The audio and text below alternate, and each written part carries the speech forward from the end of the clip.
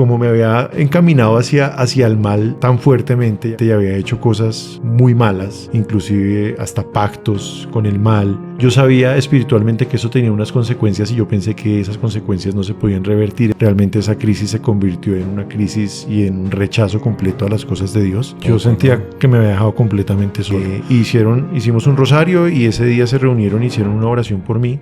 Y en medio de esa oración hay un mensaje de nuestro Señor donde me dice cuánto me amaba, ¿no? Y Él me repetía, te amo.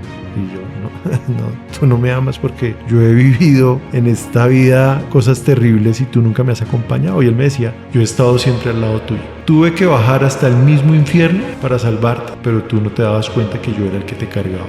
Me tocó el corazón muy fuerte y fue cuando dijo, entonces te pido perdón por todas esas veces que te sentiste solo. Y me dice que el poder de su sangre es más fuerte que cualquier pacto. Sentir ese grado de misericordia, ese grado de amor, eso definitivamente fue lo que me resucitó, o sea, me volvió a la vida. Bienvenidos a Emanuel, Dios con nosotros. Aquí compartimos testimonios que transforman vidas y conversaciones reales sobre la fe. Suscríbete y acompáñanos en este camino.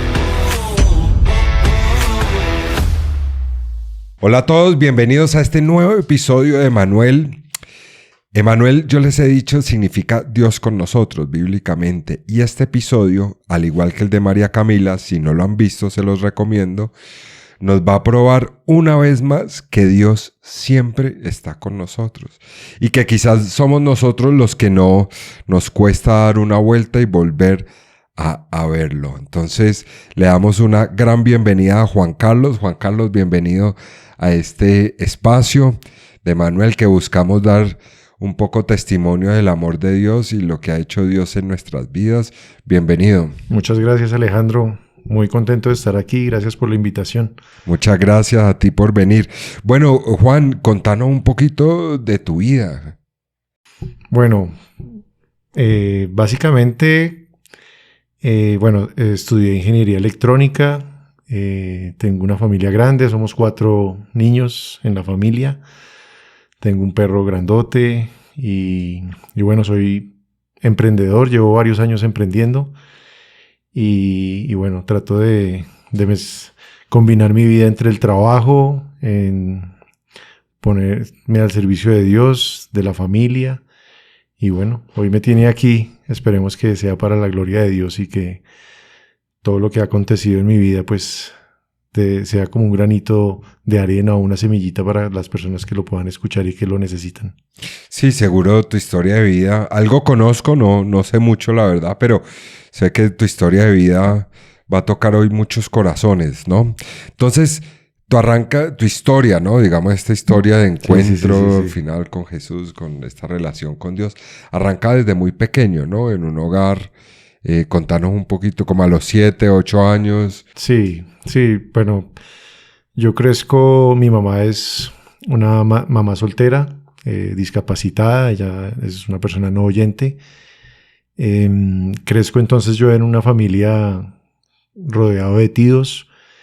Y bueno, un ambiente pues familiar, pero pues digamos que no es un ambiente como una familia normal, ¿no? Pues, o en su momento, hoy, de pronto, hoy es más normal, pero crecí yo rodeado de mis tíos y bueno, dentro de la casa también había una prima y mi prima era como mi hermana, ella es 3 años mayor que yo y bueno, así crecimos. Nuestra vida en la fe pues empezó muy jóvenes. Nos empezamos a acercar a la Santísima Virgen por un suceso que le pasó a mi prima en un viaje. Ella, mientras estaba durmiendo, tuvo una visita de la Virgencita, donde le hacía la invitación a acercarse al Santo Rosario, a la conversión. Y bueno, me imagino que eso en principio, bueno, primero no se lo contó a todo el mundo y segundo, pues en la familia, pues eso poco lo creían, no era una familia muy religiosa, pero pues yo sí le creía y ese fue como nuestro acercamiento. Empezamos a acercarnos al Santo Rosario y desde chiquitos hacíamos el rosario los dos, ahí solos en la casa porque nadie más lo rezaba. Y fue muy lindo porque la Virgencita cuando rezábamos el rosario enviaba regalos, ¿no? Entonces, eso que la gente dice, ay, no, cae escarcha. Sí, cae escarcha. Nos pasaba que caían pétalos de flores, de rosa, caían pétalos de rosas. Entonces, claro, yo con 8 o 9 años en los que empezamos a vivir esas experiencias, pues fue un acercamiento total a Dios, ¿no? Entonces íbamos a misa todos los días. De hecho, hasta en la familia pues les daba risa, ¿no? Porque estos dos chinos que mis tíos vulgarmente, oiga, este chino le pasó algo porque que hacía ahí arrodillado rezando el rosario, pero éramos felices y bueno, así pasaron varios años. Y bueno, ahí, digamos que ese fue digamos como nuestro primer encuentro con Dios, fue de esa manera, fue la Virgen quien nos llamó y fue un camino muy, muy lindo donde conocimos lo que era el amor de Dios, su misericordia, esa paz infinita que transmitía haciendo esa oración. Y bueno, desde ese momento, pues ya ahorita lo hablaremos, que hubo varios años donde hubo muchos cambios y un alejamiento de la fe, pero hoy en día es mi refugio, ¿no? El Santo Rosario, la Eucaristía y bueno, la oración para mí es como el alimento, ¿no? El alimento. Y sobre todo yo creo, Juan, aquí haciendo un paréntesis, creo que hoy, así como hemos visto el incremento de la maldad en el mundo, pues no sé, pues todo lo que hemos podido ver, una respuesta del cielo ha sido, ¿cómo decirle? Darle más peso, darle más poder al Santo Rosario. O sea, realmente cuando uno lo deja de hacer, uno siente el bajonazo y pierde uno fácil la paz. Hacer el rosario con la prima a los 8 años no es normal, por decir así. Sí, no es normal. Es una oración difícil, es una oración larga, pesada, pero creo que cuando se hace con el corazón es una oración muy linda. Sí. Con los años, alguna vez escuché a un padre que se llama Lawrence Freeman. ¿Lo has escuchado? No me suena. Es un padre benedictino. Y él habla de que el Santo Rosario es la meditación que nosotros tenemos como católicos. Uh-huh. ¿Sí? Entonces, si bien hay personas que del Medio Oriente hacen su meditación y repiten un mantra, pues esto realmente es una meditación. Y lo que nosotros repetimos, pues es un mantra, pero son las palabras que son bíblicas, las palabras que Dios le dijo a la Santísima Virgen. Entonces, pues tienen mucho más poder que una simple meditación.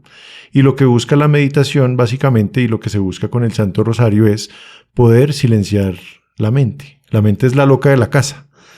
Y aprender a hacer un buen rosario, pues también hay que aprenderlo a hacer bien. Porque de nada sirve que tú estés rezando el rosario, Dios te salve María, si estás pensando en que no has pagado la cuenta del agua, de la luz. ¿No? Pasa todo el tiempo. Entonces, lo que se recomienda es que cuando se hace el Santo Rosario realmente se medite y se piensa en las palabras que se están pronunciando, pero lo más importante es que tú trates de centrar tu mente en lo que estás pronunciando. En el misterio, ¿no? En el misterio. Jesús, entonces, porque tú puedes tener todo en silencio, pero tu mente, si está ahí a revoluciones, no escuchas la voz de Dios. Entonces, por eso él dice, cuando quieras orar, cierra la puerta y ahí tu Padre, sí, yo te hablo en el silencio. Es en ese silencio, cuando hacemos el Santo Rosario, donde podemos hablar o digamos que entablar comunicaciones lindas con Dios. Perfecto. Pero cuando uno tiene estas manifestaciones a los 8, 9 años, es porque la Virgen tenía un plan detrás. Sí, total. Entonces, sí, eso. Contanos qué ocurre después. ¿Qué pasa con tu prima? ¿Siguen haciendo el rosario? Bueno, hacemos el rosario. Como les decía, son experiencias muy lindas, místicas, que pues a uno a esa edad, pues a mí realmente me hicieron crecer en la fe y creo que fue ahí donde ese granito esa semillita de la fe creció en mí.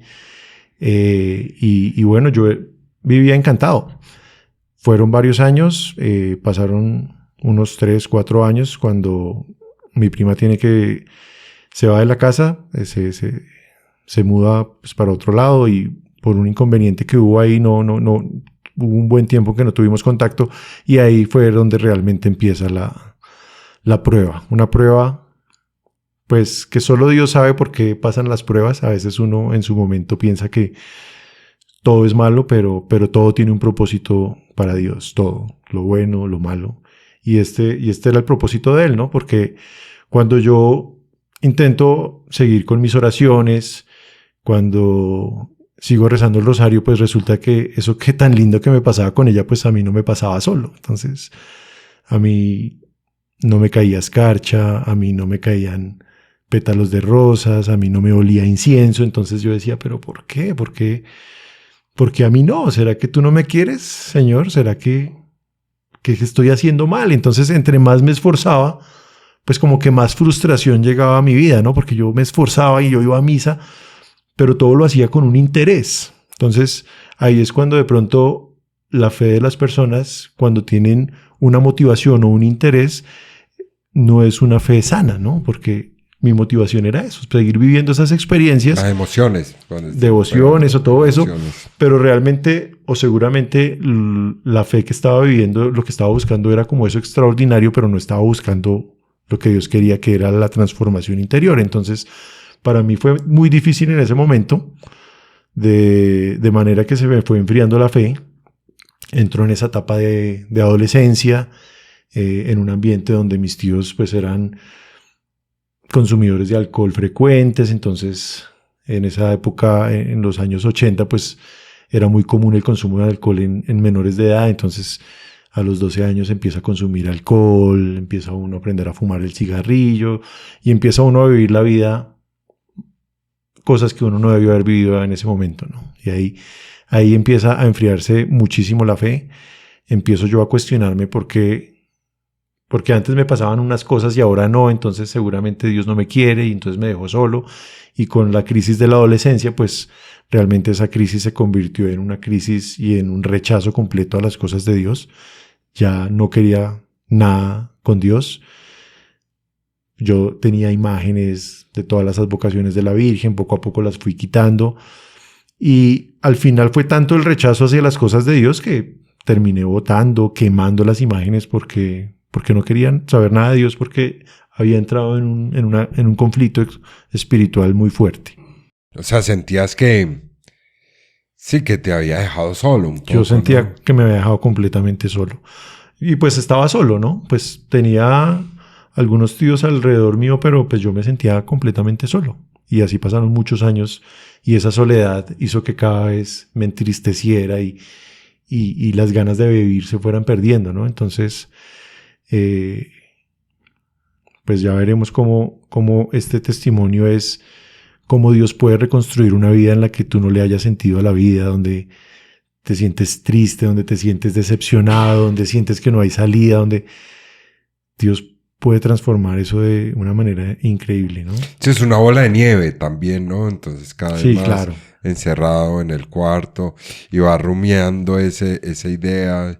Y en ese momento lo ibas acompañando también con consumo también de... Claro, pues acompañado del licor, pues finalmente llegó rápidamente llegó el consumo de droga. Llegaron las malas amistades o las amistades ahí del barrio donde yo vivía, y pues el consumo de marihuana y muchas otras sustancias psicoactivas pues se volvió algo cotidiano y ya finalmente pues como... Y digamos que mi vida social pues no era la mejor, entonces vivía muy solo, entonces yo finalmente quería estar refugiado era en esas sustancias. Y ya las sabía, como se decía ahí en su momento, pilotear muy bien, entonces yo podía estar en ese estado, podía ir al colegio, podía madrugar, podía mantenerme en ese estado, me echaba mis goticas en los ojos y nadie se daba por enterado. Y así me pasaba yo los días, pero pues con un precio muy alto, ¿no? Porque cada vez la depresión era más fuerte, cada vez las ganas de vivir eran menor, o sea, un momento muy, muy difícil. Muy difícil, ¿no? También te refugiaste en la música, ¿no? Música, claro. ¿no? Claro, digamos que con ese conflicto espiritual que ya estaba viviendo y empiezo a conocer pues el metal, dentro de las ramas del metal, pues el death metal, el black metal, y pues estas son, digamos que estilos musicales que Black metal es completamente satánico. Entonces, si de eso te estás alimentando todos los días, pues al final el rechazo era completo y pues empecé yo a empatizar con todo ese mensaje y ya al final pues prácticamente que me veía yo más del lado del satanismo que el mismo cristianismo, ¿no? Porque... Eso te iba a preguntar, el death metal, yo no sé mucho de eso, pero ya cuando cantan así guturales, sí. ¿eso tiene letras de algún tipo? Claro, las letras, pues no sé si todas las bandas, pero todas las que yo escuchaba, todas eran satánicas, todas. Y no eran mensajes subliminales, eran mensajes directos. Claro, entonces... Por ejemplo, yo escuchaba un grupo que se llamaba Mayhem y pues en el disco se hacían misas negras y en una de las carátulas era el homenaje al guitarrista que se quitó la vida, entonces la carátula era la foto del hombre ahí en ese momento, o sea, vainas fuertes. Entonces, si tú te estás alimentando de ese ambiente y de esa música todos los días, pues tu mente también llega a eso y eso es lo que quieres para tu vida, morirte. O sea, sentías rabia con Dios. Sentía rabia con Dios. Con el mundo. Sentía que me sentía víctima. Sentía que nadie me entendía. Entonces uno se empieza a victimizar y esta vida no es para mí. Yo no tengo ninguna oportunidad. Y tú te encegueces o te ciegas a una serie de pensamientos que te van rondando y que dices, ¿para qué la vida? O sea, no hay cómo salir de esto, ¿no? No hay cómo salir de esto. No hay de esto, ¿no? Entonces, oye, yo quiero decir algo que me acaba de venir. Un breve paréntesis, ya vamos a seguir con la historia de vida de Juan Carlos, pero hoy me levanté y vi lo de la noticia, ¿no? Este chico ayer en Minneapolis, que entró con una metralleta, murieron 2 niños, estaban en misa, y un poco el discurso es parecido, ¿no? El mundo no me hallo, todo el mundo me odia. En el caso de él sí creo que era un chico trans, creo que también, pero la carta que le deja a los papás es raro porque es una carta de amor. Entonces no me juzguen, ustedes hicieron lo mejor. Entonces, ¿en qué momento esos pensamientos no empiezan a coger tanta fuerza y cómo el enemigo se vale de eso para decirte en el momento más indicado, bótate, o hazlo, termina ya? Porque ese chico se quería quitar la vida.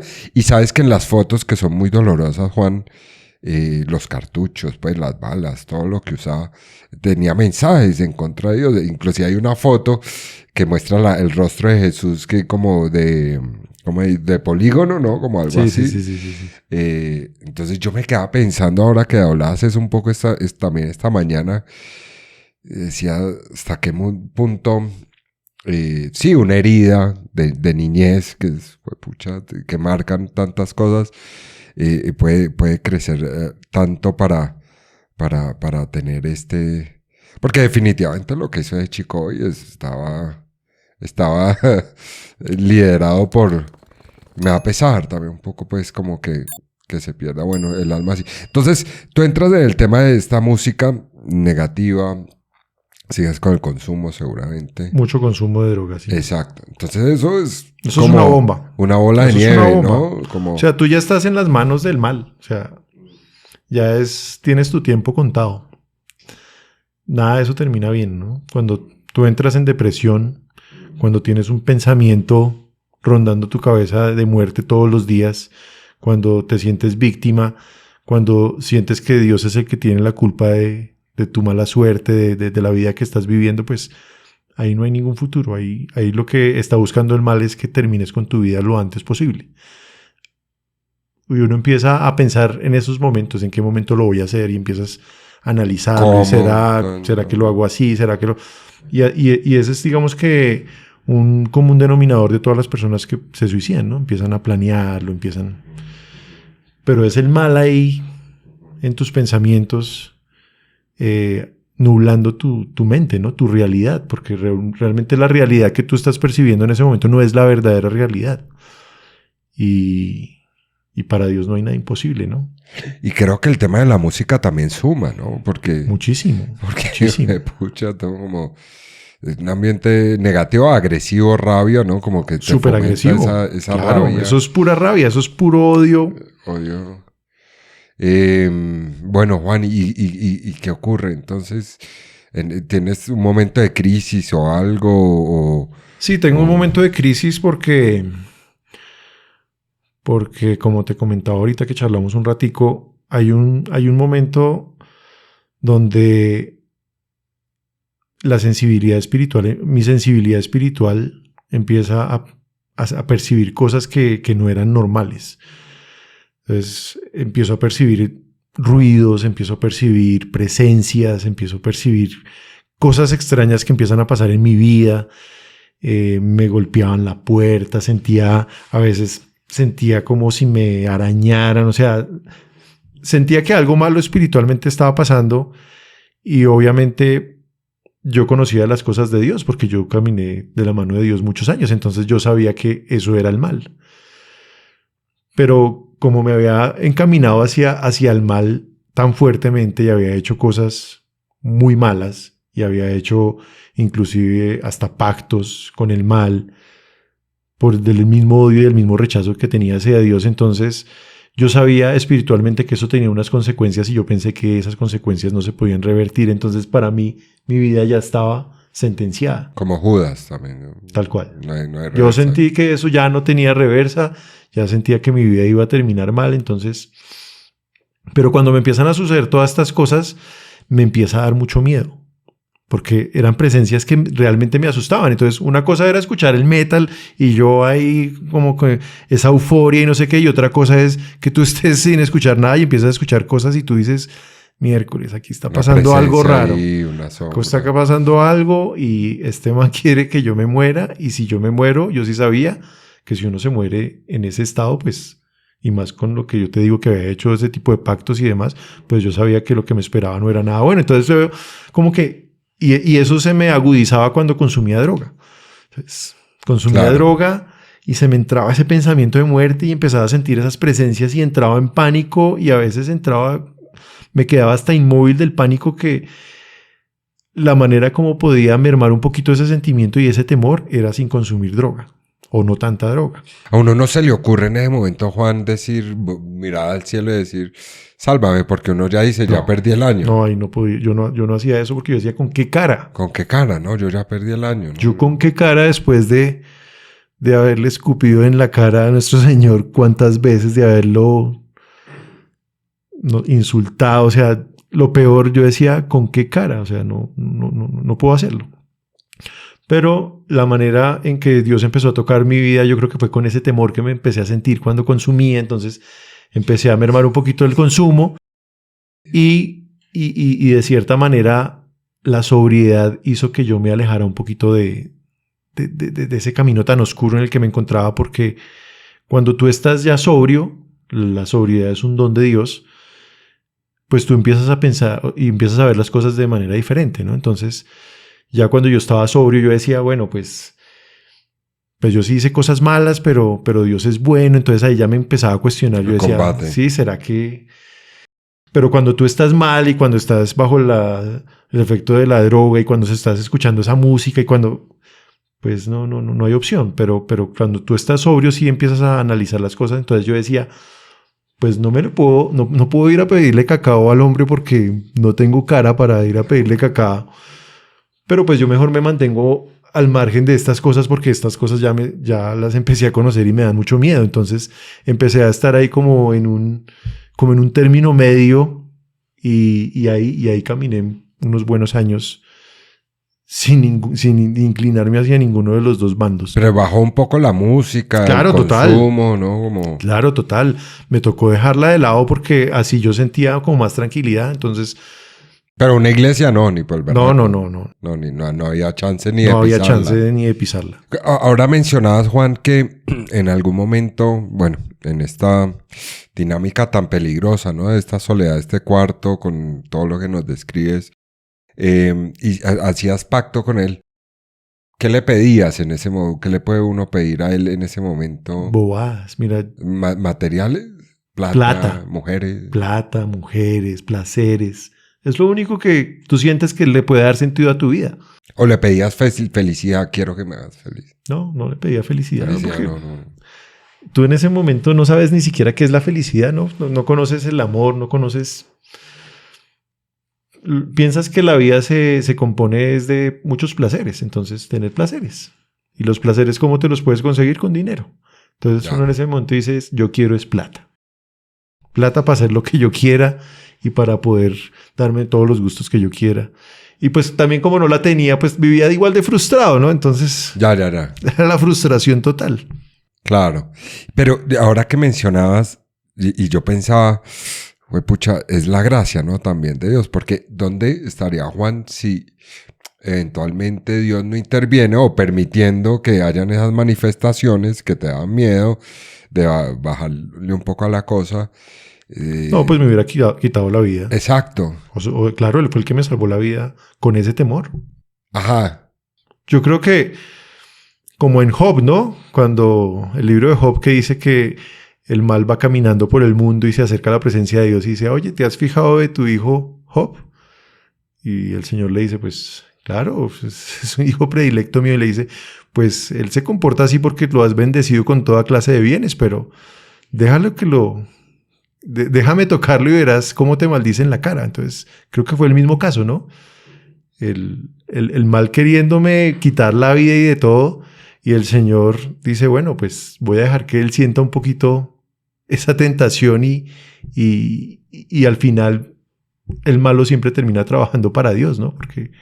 Sí, y sobre todo cuando uno a los 8 años hace el rosario a la Virgen, que está en el redil de ella, ¿no? O sea, ella... Y las promesas de Dios, por más mal que tú hagas o por más tiempo que pase, se cumplen. O te da una segunda oportunidad también, ¿no? Bueno, vamos un poco a eso. Entonces, dejas un poquito la cosa, la música, el consumo y ¿qué ocurre en tu vida? Bueno, pues terminó el colegio. Como te digo, sin ir a la iglesia, sin hacer... Llevaba una vida ahí en medio de la tibieza espiritual normal. Eso sí, consumo de alcohol muchísimo. Seguía la depresión, la ansiedad. Sí, total. No, eso no se quitaba. Eso no hay manera de quitársela si Dios no toca tu corazón. O sea. Ok. Y así transcurrió un buen tiempo hasta que, como te digo, como las depresiones y la tristeza continúan. Después de varios años vuelve a tocar a la puerta mi prima y hola. Después de tantos años, oye, ¿estás mal? ¿Por qué no vienes a rezar con nosotros? Oye, la siguiente semana, oye, ¿por qué no lo piensas? ¿Por qué? Yo sé que estás mal. Deberías acompañarnos a un rosario. Yo decía, no había opción. Yo no voy a ir a un rosario. Yo le decía, no, muchas gracias, pero no. Será la próxima. Y en una de esas que tanto me insistió, yo estaba muy triste, estaba muy desanimado, estaba muy deprimido. Y yo dije, pues no tengo nada que perder. Pues es ser Dios que me está invitando y pues voy a uno de estos rosarios.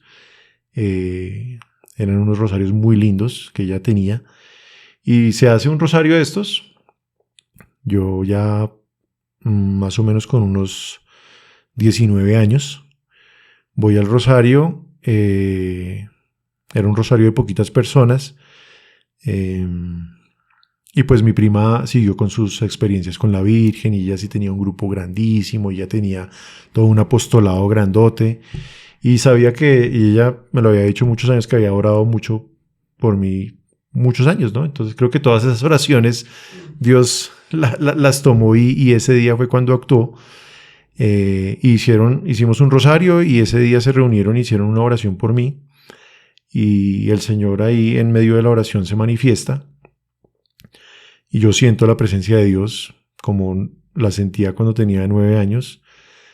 La siento muy fuerte y lo que hago es, ante sentir esa presencia de Dios, pues postrarme y empiezan estas personas a hacer una oración de liberación. Y en medio de esa oración hay un mensaje de nuestro Señor donde me dice cuánto me amaba, ¿no? Y yo te amo, mi pequeño, yo te amo. Y yo en mi mente, eso no es verdad. Eso no es verdad porque yo todos estos años he estado solo. Y él me repetía, te amo. Y yo, no, no, tú no me amas porque yo he vivido en esta vida cosas terribles y tú nunca me has acompañado. Y él me decía, yo he estado siempre al lado tuyo. Yo siempre te he acompañado. Tuve que bajar hasta el mismo infierno para salvarte, pero tú no te dabas cuenta que yo era el que te cargaba. Tú no volteabas la mirada para mirar que yo era el que te sostenía. Y claro, esas palabras me empezaron a tocar, pero yo seguía en esa negación y no, tú siempre me dejaste solo, tú siempre me dejaste solo. Y hubo un momento en el que esa oración me tocó el corazón muy fuerte y fue cuando dijo, entonces te pido perdón por todas esas veces que te sentiste solo. Y ahí ya fue cuando yo me quebranté y dije, no, o sea, esto solo lo puede hacer Dios, ¿no? Ese nivel de humildad, o sea, ese amor, esa misericordia ante esa persona que yo me concebía que no merecía nada, que la había embarrado, que había cometido todos los errores del mundo, sentir ese grado de misericordia, ese grado de amor, eso definitivamente fue lo que me dio me resucitó, o sea, me volvió a la vida. Y después de esa oración, yo decía, sentí algo que nunca en mi vida, o que hacía muchos años no sentía, ¿no? Que era la paz, como el regocijo.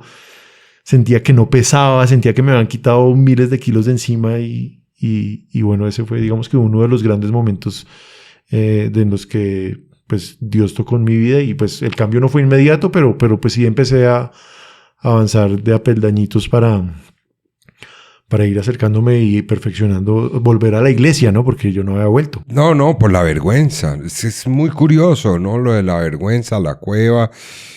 Es el enemigo diciendo, no. Ve, y te cuelgas, ese nunca te va a perdonar. Yo tenía en mi mente eso muy marcado. Yo había hecho un pacto de sangre y yo sentía, o yo sabía que eso no tenía reversa. Y dentro de ese mensaje, cuando me dice que me ama, que me pide perdón por las veces que me sentí solo y me dice que el poder de su sangre es más fuerte que cualquier pacto, que ante eso no hay, o sea, ante la sangre de Jesús y ante la misericordia de Jesús no hay pacto, no hay absolutamente nada que pueda, todo lo rompe. Entonces, pues muchas veces nosotros decimos, no, esto es imperdonable, ¿no? Para Dios no hay nada que sea imperdonable. Nada, absolutamente nada. Y eso, claro, ya me quitó ese paradigma que yo tenía en mi cabeza. Yo decía, o sea que no todo está perdido. O sea, tengo una esperanza. O sea, realmente sentí el amor de Dios, ¿no? Y ese amor fue el que me transformó. Y este programa se llama Emanuel, Dios con nosotros. Ahí sentí que Dios estaba conmigo y sentí cómo mi vida vuelve a tomar sentido y volverme a despertar y pensar, oiga, la vida realmente puede cambiar, la vida no es todo malo, la vida. Y ahí es como Dios empieza como a liberarme también de tantos pensamientos y ser tan negativo. Y bueno, mi carácter, vivía iracundo. No, pues claro, ya no hay ira, ¿no? Me cambia completamente el carácter y bueno, ahí empieza a cambiar mi vida. Muy rápidamente, pues, eventualmente, pues, como les digo, no, el cambio no fue muy rápido. Requirió mucho esfuerzo porque pues igual yo seguía consumiendo psicoactivos, pues no en la forma como lo hacía antes, pero lo hacía haciendo y mucho licor y bueno, trataba como de evadirme de la realidad todo el tiempo. Claro, era posible, ¿no? Sí, la sanación, un proceso. ¿Buscaste la iglesia? ¿Buscaste un sacerdote? No. Pues digamos que yo sentía haciendo como mis... No, ahí todavía no había buscado confesión ni nada. Pero pues sí empecé como a acercarme a Dios, empecé a hacer unas oraciones. Pues, ¿El rosario lo retomaste o todavía no? En ese momento. De pronto cuando iba allá, me congregaba con ellos, pues lo rezaba, ¿no? Pero pues todavía yo estaba ahí en una lucha interna porque el malo no me dejó en paz de una sola, ¿no? Y entonces como que yo estaba había días que sí quería, pero había días que quería echar otra vez y volver todo para atrás. Era una lucha difícil. ¿Cómo te tentaba el enemigo en ese momento para decir, no vayas para allá? No, pues... ¿Qué te decía? Pues digamos que desánimo. me daba mucha ansiedad, entonces siempre tenía que estar evadiendo de la realidad de alguna manera, ¿no? O ya sea con alcohol o con algún psicoactivo, con marihuana, lo que sea, pero no estando sobrio, porque cuando estaba sobrio, entonces sí me evadía de la realidad como que... pero... Claro. Y bueno, y estaba yo como en esa lucha en la universidad. Estudié unos semestres en la Universidad de La Salle de Ingeniería Civil. Estudié un par de años allá. Pero pues, obviamente me hice muy malas amistades. Entonces, eso me influyeron bastante mal. Terminábamos en Los Mártires. O sea, eran unos planes muy pesados. Y yo veía la mano de Dios impresionante porque cuando yo tomaba mucho, o cuando me emborrachaba así, yo me subía en los buses y yo quedaba pero fundido. Y siempre me levantaba en los paraderos del bus, allá me despertaban. Y en muchas ocasiones cuando me iba a quedar dormido, me pasó como 3 veces que me despertaban y me despertaban y me despertaban y oiga que ya iba a llegar ya.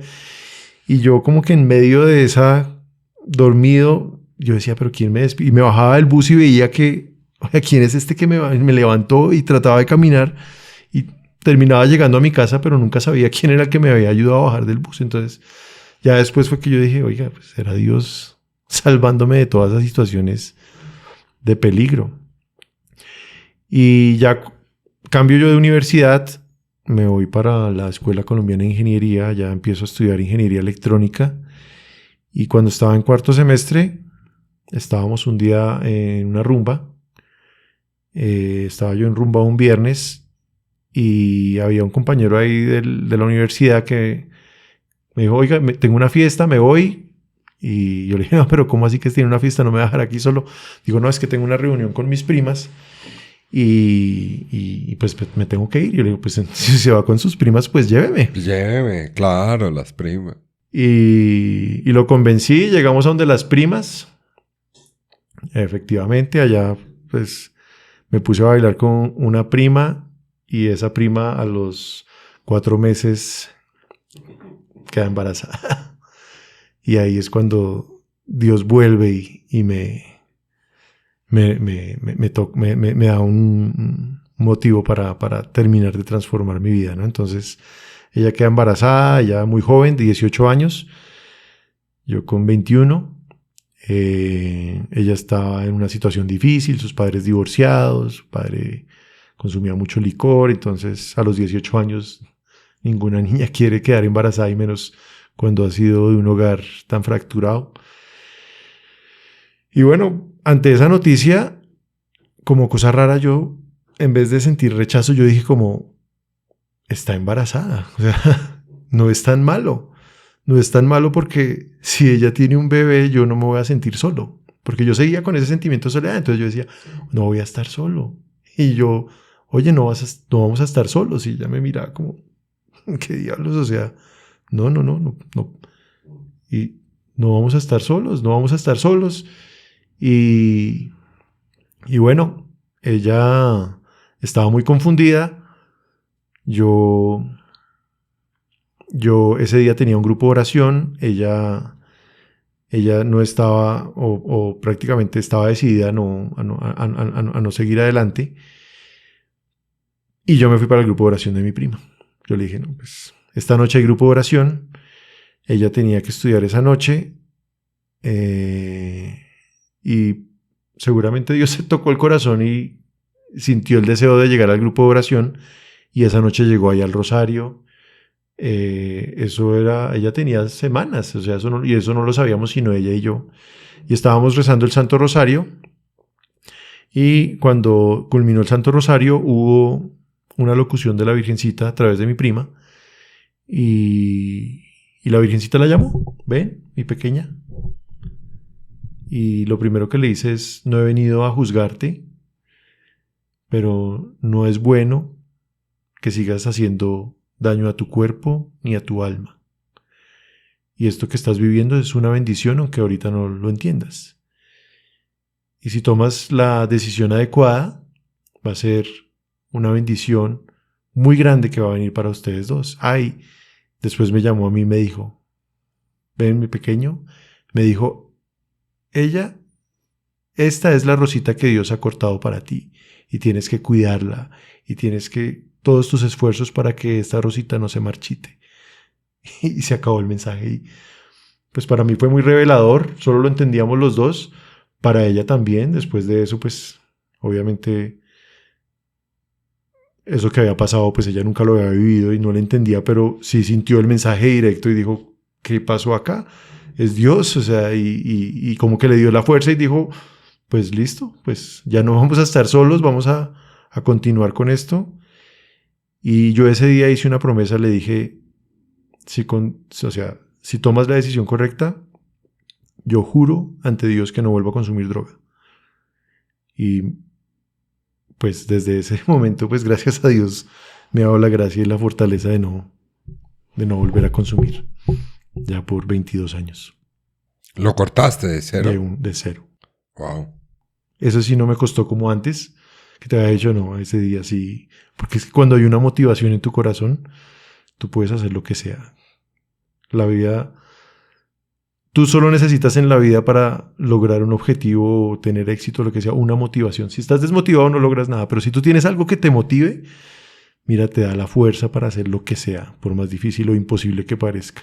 Y esa era mi motivación y yo decía, por esta chiquita yo voy a sacar y voy a transformarme y pues obviamente fue difícil y demás, pero Dios me dio la fuerza. Dios me dio la fuerza. Y ahí estabas sí, joven también, ¿no? Tenías claro, 21 años. 22 años. 22 años cumplí después, nació la bebé. Y bueno, ahí sí, sacerdote, misa, ahí sí me acerqué. Bueno, ahí sí ya con todos los sacramentos. Y bueno, ahí digamos que la vida me volvió a dar una nueva oportunidad. Y entonces desde ese momento yo he visto que Dios es tan prudente en todo. Entonces yo le consagro a Él absolutamente todos los proyectos que hago, laborales, familiares. Y yo le entrego a Él el poder, el control de todas las cosas y yo veo que Él actúa. Porque yo desde chiquito, digamos que no soy una persona con grandes seguridades ni nada de eso. Entonces, claro, en medio de mi inseguridad y alejado de Dios, pues yo era una bola. Pero yo después empecé a ver que Dios oraba de maneras tan fuertes que yo todo en las manos de Dios. Oiga, pero es que mire que no ve esta situación. Yo, pongámoselo en las manos de Dios, recemos el rosario. Y mira, Dios, año tras año, es impresionante. Y situaciones familiares, situaciones económicas, cosas impagables. Yo le decía a mi esposa, pongámoslo en las manos de Dios. No, pero es que pongámoslo en las manos de Dios. Y mira, nunca he podido decir que nunca me ha fallado. Nunca. Es impresionante. Me quebré como unas 5 veces en esos años, pero siempre en el último momento, Dios con su providencia hacía algo que extraordinario. Pero Dios obraba y ha obrado muchísimas veces. Entonces yo digo, a veces nosotros somos los que no le damos en control a Dios, ¿no? Ah, no, sin duda. No. Es que yo quiero que las cosas se hagan así. No. Haga las cosas, pero usted ponga todo su esfuerzo, pero póngale todo en las manos de Dios. No le diga a Dios cómo hacer las cosas porque no le van a salir bien. En cambio, cuando tú le das el control a Dios, oiga, mire, yo tengo este proyecto, lo pongo en tus manos, yo hago mi mejor esfuerzo, pero que sea, dale el control, que Él sea el jefe. Mira, las cosas siempre salen lo mejor posible. Obviamente no todo es color de rosa, no todo es fácil, pero Él siempre hace... Y Él siempre las hay que trabajarlas. Claro, y Él es el único que de un mal saca un bien. Entonces, tú no tienes pierde. Cuando estás con Dios, siempre te va a ir bien. Así pierdas, vas a ganar, porque estás con Dios. No hay pierde. No hay pierde. Además que la confianza es un sinónimo de amor. O sea, tú confías en tu esposa, sí. O sea, si el día que no confías en tu esposa es porque se rompe la relación del amor, ¿no? Con él es igual, ¿no? Pero claro, nos cuesta un poco más... ceder el control de nuestros sueños, sí. Los resultados. No, a mí Dios, después de que me sacó de esta crisis tan grande, él me dio la gracia del don de la fe. O sea, porque es que yo me sentí ya en el abismo. Entonces yo decía, para Dios no hay nada imposible. Entonces, mira, y y bueno, sé que uno siempre puede crecer en la fe muchísimo más, pero gracias a Dios yo siento que tengo ese don y en cualquier situación, en cualquier dificultad, Dios mío, todo en tus manos, todo en tus manos, todo en tus manos. Yo no puedo, pero tú sí puedes, tú sí puedes, tú sí puedes. Y mira, yo creo que el gran aprendizaje de lo que ha sucedido en mi vida es poner todo en las manos de Dios. Uh-huh. Así es. Bueno, no, y es la invitación a que todos lo hagamos, de verdad, practicar el abandono, pero esto es un tema de día a día. Todo el ¿Sabes? tiempo. Como que uno se levanta y dale, Todo el adelante, ¿no? Todo el tiempo. Pero no es acostarse en la hamaca y esperar, no, es vamos a romperla. No, hay que trabajar duro, obvio. Pero ¿cómo se dice? La vela, la dirección. Seguramente hay personas que piensan que la providencia es, ay, pues Dios provee, qué hijo de madre, no. Dios provee, pero tú tienes que hacer tu máximo esfuerzo porque tú haces lo mejor que puedes en el día a día, tú haces lo posible, pero Él hace lo imposible, ¿no? Pero si tú no te ayudas es difícil. Bueno, nos casamos con mi esposa, básicamente yo ya muy converso, me encantaba ir a misa todos los días. Mi esposa todavía no estaba en esa tónica, ¿no? Entonces estábamos caminando por senderos diferentes, con objetivos diferentes, y ahí también se vuelve un poquito difícil el matrimonio, ¿no? Porque mientras yo quería una empresa pequeña, emprendimiento, las cosas sencillas, ella terminó sus estudios con mucho esfuerzo en las noches. Después estudió su maestría y era muy buena vendedora, entonces se logró encarrilar en empresas muy, muy buenas en ese momento de ventas. Entonces empieza a viajar, pero los viajes empezaron a volver intensos, entonces viajaba 15 días al mes y ya teníamos a los 3 niños y pues yo era feliz con mis 3 hijos en la casa, el desayuno, lo que necesitaran. Y ella pues obviamente le iba muy bien económicamente, pero pues vivía muy ocupada. Pero como estábamos tan desalineados, pues ella no se sentía cómoda. Yo sí me sentía cómodo, pues porque era mi día a día. Yo sentía que todas las cosas iban bien, pero para ella las cosas no iban bien. Hasta que entró en crisis y un día me dice, Juan, esto se acabó, vete de la casa. Y yo, ¿cómo? ¿Cómo que me voy? Pero, ¿y los niños? Y yo soy el que estoy velando por los niños porque tú tienes que viajar, ¿cómo sí que me tengo que ir? Y bueno, esa fue una decisión. Pues unos días nos separamos dentro de la misma casa. No, nunca llegué a irme de la casa, pero gracias a Dios a ella alguien le recomendó que hiciera una terapia de pareja y ella dijo, bueno, pues esto ya no tiene solución, pero vamos a hacer una terapia de pareja como para yo sentirme tranquila que hice hasta el último y esto no funcionó. Y este terapeuta de pareja, una persona católica muy querida, nos hizo una terapia a ambos y bueno, cuando ella empieza la terapia, yo también empiezo una terapia paralelamente con una psicóloga. Y bueno, eso duró varios meses y yo nunca había conocido al terapeuta, a Álvaro Serpa.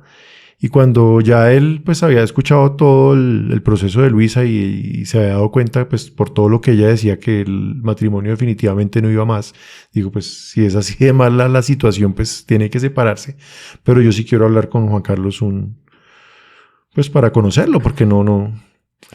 Y ahí también entonces nos pusimos esa cita, fui y conocí a Álvaro Serpa y él hicimos una oración pequeña. Me hizo 4 preguntas, me hizo, bueno, ¿y cómo es tu día a día? Y yo le dije, bueno, pues mi día a día empiezo con el Santo Rosario, después voy a la Eucaristía, después pues arreglo a los niños, los despacho para el colegio, me voy a trabajar, organizo todo, bueno, las cosas de la casa y bueno, y así se me pasa el día a día y no me preguntó más. Dijo, bueno, eso era todo. Eso era todo, bueno, pues muchas gracias. Y en ese momento el hombre llama a Luisa y le dice, oiga, creo que lo que usted está viendo o como está percibiendo su matrimonio está completamente, no es la realidad. Creo que usted está cometiendo un error. Y como que eso la estremece un poquito y dice, pero ¿cómo así? Entonces él empieza a hablar con ella y le empieza a explicar. Y ella como que realmente ahí es como que se empieza a dar cuenta que hay algo que no está bien y fuimos a unos retiros de parejas con los carmelitas y bueno, todos estos retiros como que fueron funcionando y las cosas se pudieron arreglar. Pues no muy rápido, pero sí se arreglaron. Chévere. Se dio cuenta, tenía al lado un San José. Bueno, curioso, ¿no? Esa pregunta, ¿no? La mujer empieza a buscar su vida corporativa, ese éxito también, las cosas. Empiezan a darle más valor a eso que a valorar en este caso. Creo que eso pasa hoy mucho, ¿no? Sí, pensaba con en el eso. empoderamiento femenino y todo Sí, esto, donde sí, las sí. mujeres tienen ahora grandes puestos y todo eso, pues la familia empieza a quedar en un segundo plano Sí. y ahí es donde se vienen todos estos problemas en los niños, en los jóvenes, emocionales, tristezas. Y finalmente, Así pues, es. lo que me pasó a mí, cuando tú te sientes solo, cuando no te sientes amado, pues las cosas van a terminar mal. O sea, a Dios le gustan las cosas íntegras. O sea, si tú eres una persona de fe, tienes que hacer todos tus esfuerzos para ser una persona coherente. Porque de nada te sirve en el grupo de oración, cuando estás en la parroquia, en tu día a día, ¿Coherencia te refieres? parecer que eres una persona de Dios, pero de vez en cuando te echas tu canita al aire, pero eso no pasa nada, yo Ya. me confieso. Pero eso es lo que está dañando la bendición y a Dios le gusta... La fidelidad. La que fidelidad, seamos fieles. claro. Sí. O sea, y bueno, todos tenemos pecados, digamos que todos cometemos errores, pero no te engañes a ti mismo diciendo, bueno, sí, es que yo soy una persona de Dios y soy súper espiritual y, pero sí, yo me echo una canita al aire de vez en cuando, pero no, no. Si usted es consciente que usted tiene alguna debilidad, pues reconózcala y pídale a Dios que le ayude a cambiarla, pero no trate de ocultárselo y no se lo oculte a él tampoco. Él es el primero que conoce su pecado y él le va a ayudar a salir de ese pecado, pero usted tiene que reconocer que tiene ese problema, porque si usted lo trata de ocultar, pues él nunca te va a poder liberar de eso, ¿no? Tú tienes que empezar a luchar contra eso que te hace caer, contra eso que sientes debilidad, si es, no sé, por infidelidad, por avaricia, por lujuria, pero tú tienes que ser consciente que tienes un problema y tienes que decirle a él, oye, yo realmente tengo este problema y quiero cambiarlo para que mi fe esté limpia y sea coherente, porque no podemos jugar a ambos bandos porque no se puede, ¿no? No se puede. Entonces tú tienes una bendición que es tu familia y Dios te ha dado unos hijos y Dios te ha dado una cantidad de bendiciones y tú terminas vendiendo esa bendición por un plato de lentejas, ¿no? Como le pasó a Esaú, ¿no? Entonces, por un plato de lentejas, por un placer, dejar esa bendición tan grande. Entonces, a veces es muy atractivo ese plato de lentejas porque puede haber mucha hambre, pero mira lo que estás arriesgando, que es una bendición gigante, ¿no? Entonces, hay que pedirle a Dios mucha fortaleza para ser coherente y pues para no jugar a doble bando. Sí, no, las cosas empiezan a mejorar. Llega un momento donde, claro, ella ya se cuestiona y dice, no, pues sí, aquí tengo que estar yo más presente en el hogar. Y decidimos, y yo le digo, mira, ¿por qué no piensas ya renunciar a ese trabajo? Pues puede que económicamente pues, nos dé cierta estabilidad, pero la familia es más importante. Dedicarle tiempo a nuestros hijos es importante.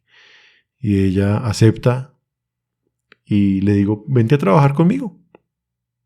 Ella pues acostumbrada a ganar en dólares y allá se puso a trabajar conmigo.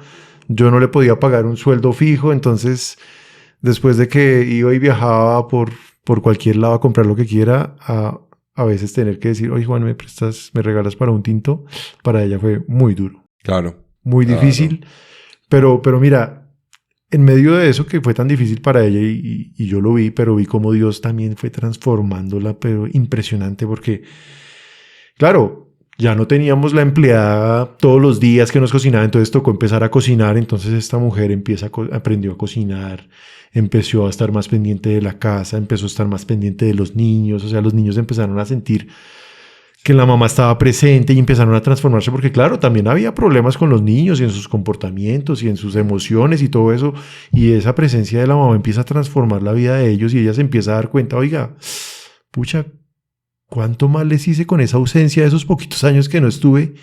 y es consciente, pero bueno, gracias a Dios lo hizo a tiempo y mira, empezó a devolver la película y empezó a sanar en ellos todas esas heridas de soledad que seguramente tenían. Y bueno. Además que el niño no las expresa, ¿no? No. El niño no dice, oigan, estoy... No. No, entonces lo revienta por rebeldía, por tal cosa o seriedad. Y todos esos problemas emocionales, y creo que le pasó a muchas familias, salieron a relucir en el momento de la pandemia. Cuando los niños empezaron a estar todo el tiempo en un cuarto, conectados en un portátil, que no salían de la casa, se empezaron a llenar de ansiedad y ahí es cuando salieron a relucir una cantidad de problemas emocionales que había. Y ahí dijimos como miércoles, ¿qué hemos hecho? ¿Cuánto tiempo dejamos a estos niños solos? Porque pues obviamente pues yo estaba pendiente de ellos, pero yo también trabajaba, yo tenía mi oficina, yo me iba a las 8 de la mañana, volvía a las 6 de la tarde, estaban con la empleada todo el día. Entonces la pandemia también yo creo que nos hizo, digamos que reconocer que había un problema ahí de ausencia gigante y bueno, también nos ayudó mucho porque empezamos a trabajar desde la casa, entonces ya era un contacto con ellos todo el tiempo donde nos dimos cuenta que había mucho que solucionar y eso fue invierta en terapias psicológicas, o sea... Para los niños, claro, para ustedes, claro, para todos. Para todos. Pero sí, los niños tuvimos que mandarlos donde el psicólogo, buscar personas, psicólogos de Dios que nos ayudaran, porque pues es que hay momentos donde tú no sabes cómo ayudarle a un niño. Tú le dices, pero es que yo te estoy dando todo, tú tienes un buen colegio, tú tienes no sé qué, tú tienes una buena vivienda, tienes buena comida, ¿qué más le puedes? Pero si el niño se siente mal, tú no le puedes salir con ese cuento, yo te estoy dando todo, no, el niño se siente mal y tiene algo, tú necesitas ayuda externa que te ayude a por lo menos a entender y a diagnosticar qué es lo que tiene el niño. Y pues nos apalancamos de psicólogos y de todo y mucha oración y bueno, pues ahí van. Y cuando María Paz cumple 13 años, antes de cumplir los 13 años, Luisa queda embarazada. Y el día que mi hija cumple 13 años, ese día nace la hermanita. Se llevan 13 años exactos de diferencia. Nace una bendición lindísima, pero mi esposa, por la cirugía, se le generó un trombo. Y el trombo al poco tiempo se le subió al pulmón y empezó con un dolor en la espalda. Llamamos a los médicos. Fue un médico de esos domiciliarios, la diagnosticó mal y le dijo, eso es un problema del colon. Le pusieron una inyección para el colon, pero resulta que eso no le bajó el dolor. Y nuestros 4 hijos nacieron prematuros, los 4 fueron canguros y pues María Belén también estaba en el plan canguro. Estaba con oxígeno y ese día teníamos una cita importante porque ese día le quitaban el oxígeno. Entonces nos fuimos para el médico, ella se fue así súper mal y todo, pero necesitaba que fuera la mamá porque ya le daba de comer. Y cuando estábamos allá en el plan canguro en la cita con la pediatra me dijo, la bebé está respirando bien, le vamos a quitar el oxígeno, pero estoy preocupada por la mamá. Y la doctora había conocido a nuestros hijos anteriores porque también ella había estado en el plan canguro entonces ella había sido la doctora del plan canguro que los vio a todos. Entonces me dice, su esposa está muy mal y tiene esos síntomas que dice que tiene y esos dolores, eso es una embolia pulmonar y necesito que coja ya a su esposa y a su bebé y se la lleve de urgencias en este instante. Y yo, sí, no, pero eso es el colon. No es el colon, llévela de urgencias. Nos fuimos para el carro, la subimos. Cuando íbamos camino a Los Cobos, que fue donde nació la bebé, le dio su infarto. Entró en lo peor. La peor pesadilla que no le puede pasar es ir con una bebé, ir con su esposa infartada en el carro con tráfico. Bueno, yo como un loco en ese carro alcanzo a llegar a urgencias, la atienden rápidamente, gracias a Dios, la logran canalizar y todo eso, y cuando empiezan a llegar médicos me dicen, no, pues que su esposa está infartada, gracias a Dios alcanzó a llegar a tiempo, logramos canalizarla y logramos cogerle las arterias y yo, pero ¿cómo así? Decían, sí. Un infarto pulmonar. Un infarto pulmonar. ¿Qué significa? ¿Que el pulmón deja de...? Sí, colapsa. funcionar, colapsa. Y fue en los 2 pulmones. Tenía un trombo en los 2. Fue muy grave. Entonces a ella la dejan hospitalizada. Mientras estuvo hospitalizada, yo me tengo que llevar a la bebé. La bebé ya había cumplido ese día 33 días. Ese día tenía 33 días y ese día pues también fue una cosa muy fuerte, pero fue uno de los testimonios más lindos que he vivido, y ahí es donde realmente veo el poder de Dios impresionante, porque ella estaba hospitalizada, me voy yo con la bebé para la casa, le digo a mi esposa, voy a dejar a la bebé con mi suegra y me devuelvo para estar contigo. Y yo estaba trabajando, estaba evacuando unas cosas del trabajo. Por X o Y motivo yo no lograba desocuparme, yo estaba como estresado, ya eran las 4 de la tarde y yo decía, ¿por qué no termino este trabajo? Y no me rinde y no me rinde, yo con ganas de irme para el hospital. Como a las 5 de la tarde mi suegra le da un teterito a la bebé, la acuesta, a ella le entra una llamada y mi hijo en ese momento le da por entrar a mirar a la bebé al cuarto. Él la consentía a veces y cuando la entra a consentir dice, uy, la bebé está toda vomitada. Yo escucho eso desde el primer piso y digo, ¿cómo así que está vomitada? Y cuando subí, la niña se había broncoaspirado y tenía las vías nasales y la boca tapada con leche. La niña, quién sabe ya cuántos minutos llevaba, estaba muy morada. Empiezo yo a tratar de reanimarla, empiezo a gritar como un loco. Llegó mi suegra, llegó mi mamá, llegaron mis hijos, estaba la señora que nos ayuda, estaba mi suegro, bueno, y todos llamen a una ambulancia y la niña no reaccionaba y no reaccionaba. Y yo ahí lo único que podía hacer y lo único que sé hacer en la vida es, Dios mío, por favor, ayúdame, tú eres el único. Tú eres el único. Y yo arrodillado ahí enfrente de la cama y yo veía que no respondía y no respondía. Y por fin yo miraba ese cuadro de Jesús, yo le decía, Señor, dime qué hago. La niña no se me puede morir acá porque nadie responde, la niña no reacciona. ¿Qué hago? Y ahí dije, voy a hacerle respiración boca a boca. Le hice respiración boca a boca y la niña abrió los ojos y yo dije, claro, la niña lo que está es ahogada, no está respirando. Entonces dije, voy a empezar a hacerle respiración boca a boca. Empiezo a hacerle respiración boca a boca. Empiezo a hacerle unos golpecitos en el pecho, que yo había visto en un video esos de TikTok, que cuando el niño nacía y no respiraba bien le hacían golpecitos y le hacían respiración. Y eso empecé a hacer yo, eso se me vino a la mente. Entonces empecé a darle respiraciones y a darle golpecitos. Y la niña como que reaccionaba, en un momento gritó y ya todos dijimos, ay, gracias a Dios, ya pasó. Pero a los 30 segundos, como no le llegó más oxígeno, volvía y se desmayaba. Entonces me tocaba todo el tiempo estar respirando y yo, oiga, la ambulancia, oiga, vayan a la calle a gritar si viene un médico. Pero la niña, mientras yo le daba la respiración, pues la niña como que tú la veías que estaba despierta, que movía los ojitos, no sé qué. Pero así pasaron 15, 20, 30. Cuando llegamos a llegar a los 40 minutos, yo ya desesperado le dije a mi suegro, prende el carro y nos vamos para donde el médico porque aquí no estamos haciendo nada, no llega un médico, no llega una ambulancia, vámonos ya. Entonces él prendió el carro, la cuadra ya estaba llena, todos los vecinos, claro, alarmados porque con ese gritería de todos pidiendo un médico. Me bajo yo con la bebé en body, la bebé ya estaba bien moradita, estaba muy malita.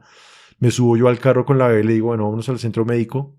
Y yo decía, Dios mío, lo que necesito es un médico que me ayude porque, claro, yo estaba haciendo algo ahí o sea, por impulso, ¿no? Darle respiración, pero yo no sabía si eso era lo que tocaba hacer o yo no sabía nada. Yo lo que tenía era una angustia ahí y llego al centro médico, me bajo con la bebé, yo por favor, un médico, y me dicen, señor, qué pena con usted, pero no hay médicos y no hay equipos, no hay nadie que le pueda ayudar. Aquí no es, tiene que irse a un hospital. Ahí se me viene el mundo al piso, yo digo, no hay médico. Subo hacia el carro, nos subimos todos al carro, ya iban a ser las 6 de la tarde, nosotros estábamos en la 100 con Suba, tráfico colapsado. Durísimo. Le digo a mi suegro, hermano, no podemos esperar semáforos, no espere nada, coja por la vía del Transmilenio, haga lo que sea para avanzar. Tratamos de avanzar. Cuando ya definitivamente nos encontramos ahí con un bus, me tocó bajarme corriendo, pero cuando ya íbamos en el carro, yo le seguía dando respiración boca a boca a la bebé, pero ahí dejó la niña o sea, ahí ya no se despertó más. Entonces yo le daba respiración, le daba golpecitos y la niña ya dormidita, manos y pies morados, helados. Y yo decía, Dios mío, no se me puede morir la bebé. Mi suegra estaba en colapso total, gritaba, claro, al verla así, y yo decía, Dios mío, no se me puede morir la bebé. Y mi esposa me timbraba, claro, ella sabía que algo estaba pasando porque nadie le respondía, y me timbraba, y yo sentía que me timbraba el celular en el bolsillo, y yo, Dios mío, cuando definitivamente no avanzó más el carro, me bajo yo con ella corriendo, pero yo no dejaba de clamarle a nuestro Señor, Dios mío, porque yo sabía que ya había pasado mucho tiempo. Llego yo corriendo a la Clínica Azul, entro corriendo a urgencias, gritando por un médico, sale un médico joven y me dice, ¿en qué le puedo ayudar, hermano? ¿Qué pasó con la bebé? Le digo, no, la bebé se broncoaspiró, no está respirando. Me dice, ¿hace cuántos minutos se broncoaspiró? Le digo, hace casi 1 hora. Y me dice, ¿1 hora? Entonces me dice, no, pero venga, la revisamos. Y yo, no, porque yo tengo que darle respiración. Ella no está respirando. Me dice, entréguemela porque si no, no la podemos revisar para poderla. Entréguemela. Yo como que, Dios mío, se la entrego, pero ya la niña no respondía nada, estaba morada y estaba fría. Cuando se la entregó al doctor, él pues obviamente se asusta porque le entregó a la niña desgonzada, la pone en la camilla y yo al ver la cara del doctor dije, no, pues la niña se murió. Y en ese instante caigo de rodillas y yo decía, Dios mío, no te la lleves, tú eres el único que puede hacer algo, tú eres el único. No se me puede ir, o sea, ¿qué le voy a decir a mi esposa? Y estaba yo ahí llorando, yo era clamándole a Dios cuando el doctor, no pasó 2 minutos cuando la puso en la camilla, cuando me empieza a hacer así en el hombro y me dice, amigo, mire, empezó a respirar. Yo levanto la mirada y le veo los pulmoncitos y claro, después de 1 hora por fin veo que los pulmoncitos se mueven solitos. Y yo digo, Dios mío, esto es un milagro. El doctor le pide a la enfermera, pónganle un oxímetro para ver cuánto está oxigenando. Y el oxímetro cuando se lo pusieron, ya había empezado a respirar, cuando se lo pusieron estaba en 38 la oximetría. Y empieza a subir ahí rápidamente, 38, 40, 45, 50, 60. Y con la enfermera y el doctor éramos mirando el oxímetro, como iba subiendo la oximetría. Solo. O sea, claro, ya le empezaron a funcionar los pulmones y de una vez la oximetría empezó a aumentarse de una. Le volvió la vida. Cuando llegó a 92, abre los ojos, toma aire y pega un grito y empieza a llorar. Y el doctor me dijo, no, pues si está llorando ya no, la bebé está bien. Yo, claro, en ese shock yo decía, lo único que decía fue, esto es un milagro. Esto es un milagro porque la niña no estaba respirando, la niña... Tanto tiempo, ¿no? Había pasado. Pues imagínate, cuando yo la cogí, eran las 5:10, 5:13, y ahí ya eran las 6 de la tarde. Casi 50 minutos. Cuando la niña empieza a llorar, yo digo, Dios mío, esto es un milagro. O sea, yo dije, esto es un milagro. Y no, o sea, no, ¿con qué te voy a pagar, Señor, este favor que me has hecho, no? No tengo, o sea, no me alcanzará la vida porque es que tú en ese momento dices, mira, tenga que hacer lo que tengo que hacer porque le devuelvas la vida a esta criaturita, pues dime y yo lo hago. Y te la devuelven, tú dices, ¿cómo voy a pagar esto? O sea, ¿cómo te voy a pagar, Señor, yo esto que has hecho por mí, no? ¿Qué crees que te hubiera respondido si hubiera estado ahí? Yo creo que me diría... Sedme fiel, lo que me dijo cuando... Perfecto, yo también. Sedme fiel. Lo mismo. No te alejes. Desencuentro.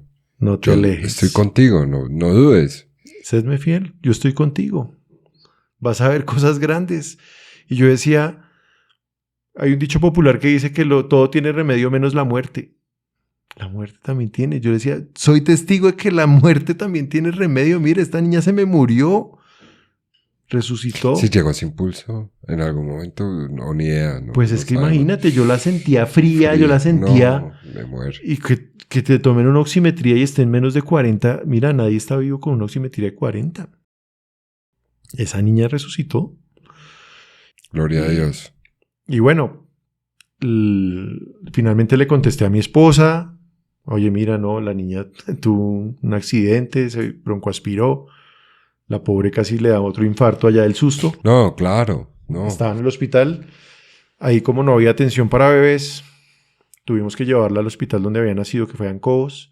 Cuando llego yo con la bebé allá a Cobos, veo a mi esposa ya estaba estabilizada, la bebé también. Cuando vi que la metieron en la incubadora y que las dos estaban bien, ¡pum!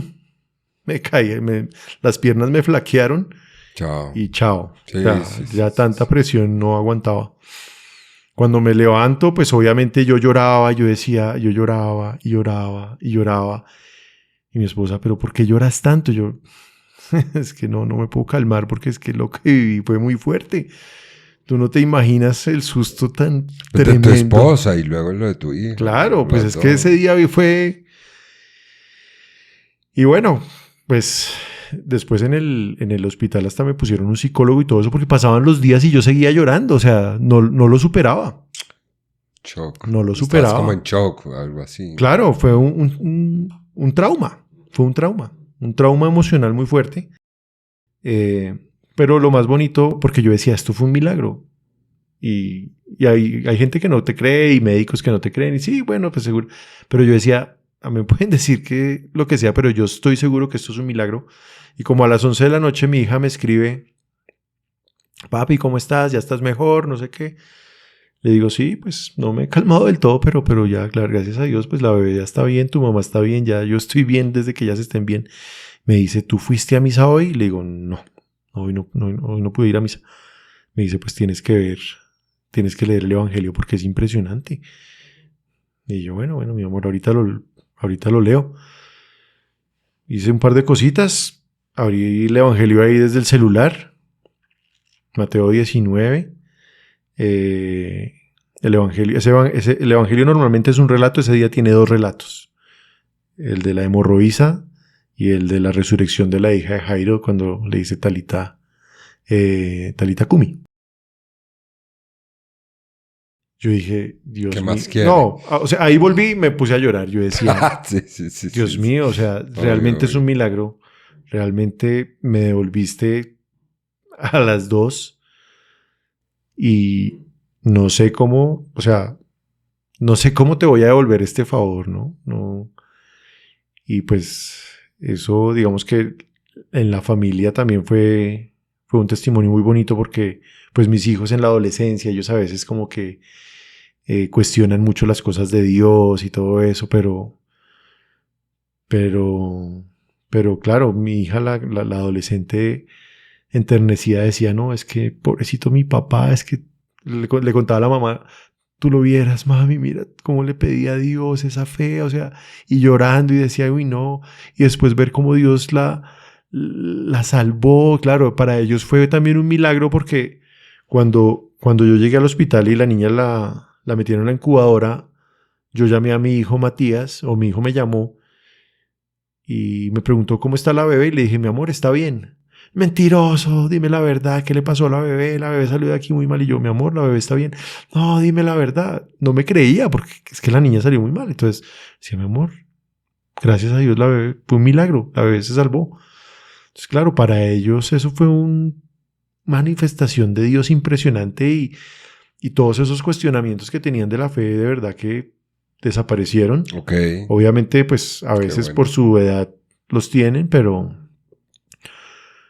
bueno, y lo que te digo, no, yo creo que este es un testimonio donde realmente lo que quiero resaltar es el amor. O sea, es que Dios es...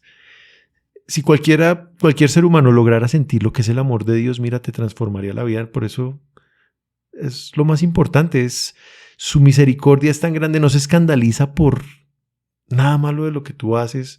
Él solamente quiere que seas una persona sencilla, que te reconozcas pequeño, porque es que no somos perfectos, no somos santos. Reconozcamos, por eso los pobres de espíritu que hablan las bienaventuranzas es eso, el reconocerse necesitado de la misericordia, porque no somos perfectos, somos pecadores y si nosotros lo reconocemos, esos son los pobres de espíritu, ¿no? Hay que ser un pobre de espíritu, sentirse necesitado de Dios y Él, mira. Para todo. Hacerse de niño. Creo que fue la semana pasada que salió en el Evangelio. Pero la invitación, ¿no? A hacernos niños, ¿no? Hacernos niños, a entregarle todo en las manos de Dios, todos nuestros proyectos. Mira, la bendición es una... Dios no te bendice en un aspecto, Dios te bendice en todo, pero tienes que dejarlo obrar. Bueno, Juan, no, yo te quería dar mucho las gracias por venir, por compartirnos para nada. tus experiencias de vida. Yo te quería hacer una última pregunta y es, si alguien que nos está viendo en este momento y siente que no es, ¿cómo fue que dijiste tú? Que uno no es digno del amor de Dios, ¿no? O de la misericordia de Dios. ¿Qué le dirías a esa persona que quizá ha tomado malas decisiones, quizá caído en la brujería, o quizás en cosas de la nueva era, o quizás ha hecho daño? Bueno, el pecado que sea, ¿a qué lo invitarías y qué le dirías? Bueno, yo lo primero que le diría es que Dios es amor, ¿no? Y donde hay amor, pues no hay temor, no hay engaño, no hay nada. O sea, cuando tú te abandonas al amor de Dios, todo tiene un nuevo nacimiento, todo puede ser mejor, todo puede ser solucionado. O sea, no hay un problema sentimental, no hay un problema económico, no hay un problema personal, no hay una adicción, no hay una depresión que para Dios sea imposible de curar. Entonces, si tú te sientes que algo te está afectando, que te está quitando la paz, que te está quitando las ganas de vivir, que tienes problemas con tus hijos, que tienes problemas, que tienes algún resentimiento que no has podido perdonar, creo que la solución es entregarle todo eso en las manos de Dios y Él te va a dar la fuerza. Nosotros por nuestras propias fuerzas no somos capaces muchas veces de perdonar ni de sacar la fuerza de voluntad para vencer alguna tentación o para solucionar problemas que parecen insolucionables, pero para Dios todo lo es posible. Y con este testimonio y con el testimonio de María Belén te quiero decir que para Dios todo es posible.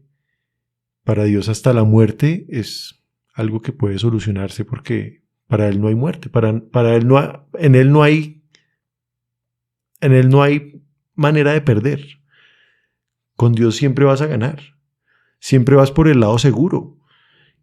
Y si tropiezas y si fallas, pues ten la seguridad de que si eres consciente de que te quieres levantar, Él te va a recibir nuevamente con los brazos abiertos, nunca te va a rechazar, y si caíste 70 veces te va a ayudar a levantar con el mismo amor, con la misma misericordia, con la misma caridad, con la misma alegría, como el hijo pródigo, ¿no?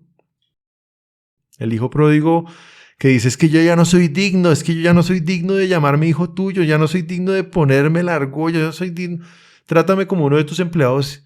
¿Y qué hace el Señor? Hoy, si tú eres ese hijo único, ese hijo pródigo que te crees que no eres digno, de que no eres, o que no te sientes capaz de volver a la casa de Dios, pues con humildad dile, Señor, quiero volver a ti, quiero pedirte perdón. Y seguramente la respuesta del Señor va a ser tan asombrosa como lo fue en la historia del hijo pródigo, ¿no? Que Él lo que hace cuando lo ve a lo lejos, o sea, lo estaba esperando, y sale corriendo a abrazarlo y dice que lo besaba al cuello y lo abrazaba. O sea, su respuesta fue lejos de lo que se llegó a imaginar, ¿no? Y dice, hagamos un banquete y póngale las mejores sandalias y la mejor vestidura, porque eso es lo que sucede cada vez que nosotros reconocemos que cometemos un error y que acudimos a Dios. Él siempre nos va a recibir de la misma manera que el hijo pródigo. Y corriendo, ¿no? Esa Y escena, corriendo. lo que tú dices, de corriendo. A mí me queda todo lo que acabas de decir, me parece sensacional. Esto de mi sangre puede romper lo que sea. O sea, ya el sacrificio se hizo, ¿no? La sangre de Cristo tiene poder.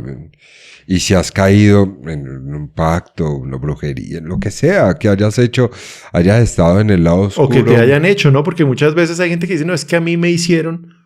Pues, no hay nada que pueda contra la sangre de Jesús, nada. Exacto, sí, que van a los brujos blancos, supuestos, entre comillas. Entonces, la sangre de nuestro Señor. ¿Y dónde encuentra uno esa sangre? Todos los días en la Eucaristía, ¿no? En el cuerpo y la sangre, él se conmemora ese sacrificio y es la promesa de Él, que Él siempre va a estar con nosotros en la Eucaristía, ¿no? Entonces también creámosle, porque yo... También, pues si estás en una situación en la que no puedes pues recibirlo sacramentalmente, pues espiritualmente también lo puedes recibir, ¿no? Sí, es dejarlo entrar, es buscarlo con todas nuestras fuerzas. Y cuando uno lo busca con todo el corazón, Él se deja encontrar. Cuando lo buscamos con intenciones no tan claras, no se deja encontrar. Bueno, y a ustedes, espero que les haya gustado este episodio. Les pido que se suscriban al canal, que le den me gusta, que nos apoyen, que comenten. Son muy importantes todos sus comentarios y todos sus... los leemos todo el tiempo porque eso nos da también nuevas ideas para hacer nuevos episodios. Muchas gracias, Juan, por venir. A ti por invitarme, de verdad. Por abrir acá tu corazón. Me pareció maravilloso todas tus experiencias y las que seguramente vas a seguir y todos los retos que vas a seguir trabajando. Pero ahorita con diferencia es que tienes la certeza de que Dios está con vos. Y entonces ahí las cosas cambian completamente, ¿no? Ahí el juego cambia completamente. No es uno el que tiene que resolver todo como loco. Venga, resolvamos todo. No, hay alguien más grande que ti que lo sabe todo y que te puede ayudar. Entonces, no se pierdan el siguiente episodio. Lanzamos una nueva serie sobre la nueva era, sobre los peligros del yoga, que llama No Todo es Luz. No se la pierdan tampoco. Dios te bendiga, Juan, a tu esposa, a tus 4 bendiciones y bueno, y que te siga acompañando en este camino. Amén. Gracias, Alejandro. Si este video te gustó, te invito a que lo compartas con alguien que lo necesite. Suscríbete y déjame en los comentarios ¿Qué te pareció y de qué otros temas te gustaría que habláramos? Dios te bendiga.